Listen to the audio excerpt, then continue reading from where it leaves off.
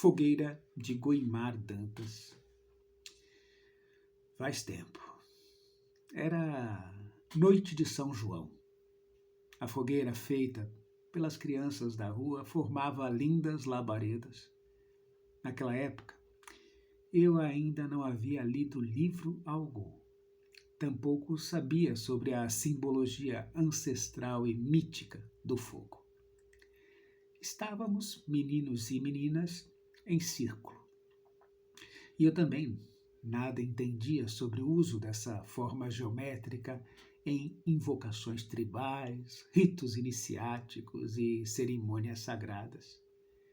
Aquele mundo multicor e sigelo em que eu vivia meus primeiros anos também desconhecia de todo a filosofia oriental. Yin e Yang eram palavras que nada me diziam. Mesmo assim, lá estava a fogueira, rodeada por futuros homens e mulheres se divertindo a valer.